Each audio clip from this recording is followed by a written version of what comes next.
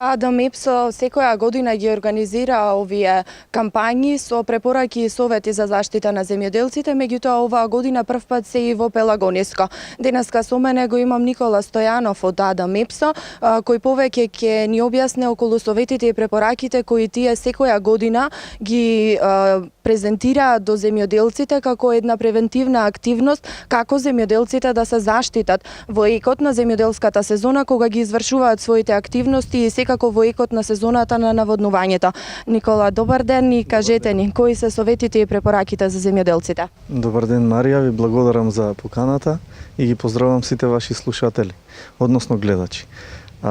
Значи вака, МЕПСО е македонскиот електропреносен систем оператор, компанија која што управува со електропреносниот систем и со целата високонапонска мрежа во Република Македонија. Далеководите на МЕПСО се распространети низ целата земја и во летниот период, кога е воек сезоната за наводнување, ние организираме едукативни кампањи кои што се наменети за земјоделците. Зашто станува збор? Значи, земјоделците, кога ги наводнуваат земјоделските површини, ги поставуваат системите за наводнување таму каде што мислат дека им е неопходно и потребно. Тоа е во ред, но мораат да внимаваат кога тие системи се поставуваат во близина на трасите на нашите далеководи. Зошто? Затоа што далеководите се под напон, тоа се енергетски линиски објекти кои што се под ризик доколку невнимателно се управува со опрема за наводнување. Знаеме дека водата е проводник на електрична енергија и токму заради тоа, кога се поставуваат тие системи за наводнување и распрскувачите, треба да се внимава на следново. Секогаш кога може, односно исклучително никогаш да не се поставуваат тие системи за наводнување, за распрскување под проводниците, значи под јажињата на далеководот, помеѓу столбови. Заради тоа што со тоа се изложуваат на опасност сами себе, а ги изложуваат на висок ризик и сите луѓе кои што се наоѓаат во непосредна близина на нив. Која далечина е најпогодна? Која е минималната оддалеченост на овие системи за наводнување токму од далеководите? Едноставно речено, поставувањето на прскалките е потребно да биде што подалеку од столбовите и од јажињата, односно проводниците. Најважно е да не биде никогаш под проводниците, заради тоа што тогаш се изложуваат на најголем ризик. Освен тоа што се изложуваат на ризик кој може да биде ковен по нивните животи, ги изложуваат сите луѓе кои што се во околината, а го доведуваат и во опасност доверливото и навремено снабдување со електрична енергија и работата на нашиот електропреносен систем. И заради тоа апелираме и ги замолуваме сите земјоделци кога ги поставуваат тие системи за наводнување, особено да внимаваат каде ги поставуваат и како ракуваат со нив. И секогаш да обрнуваат внимание на правецот на ветерот кога ги поставуваат системите, заради тоа што млазевите вода може да ги насочува ветерот во несакан правец и да предизвикаат испад на далеководот или што е најстрашно да предизвикаат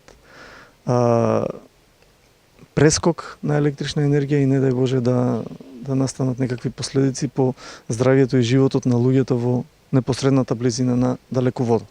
Што во однос на работата со земјоделска механизација на оние места, оние парцели, земјоделски парцели каде што има поставено далеководи?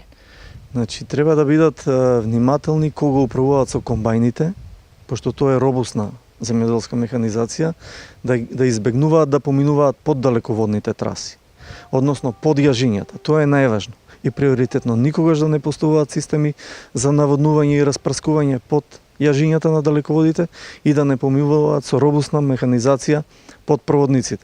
Секогаш кога се во можност да избегнуваат да поминуваат со механизацијата под далеководите, односно под проводниците и во близина на далеководните траси. Воедно апелирам во нив да не ги палат страништата во близина на далеководите заради тоа што и тоа го доведува во ризик нашиот електропреносен систем, затоа што на далеководите ние имаме инсталирана релејна заштита, која што на пожари зголемени временски, односно воздушни температури, реагира и го исклучува далеководот. Тоа прави дополнителни оптоварувања во електропреносниот систем и ја усложнува и отежнува манипулацијата со мрежата.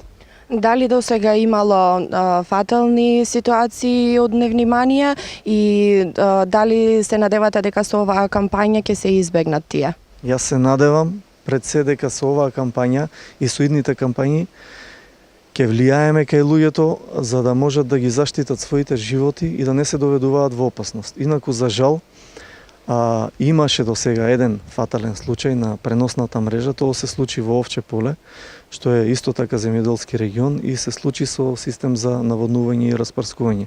Имаше небрежност и невнимание од страна на едно лице кое, за жал, заврши со фатални последици.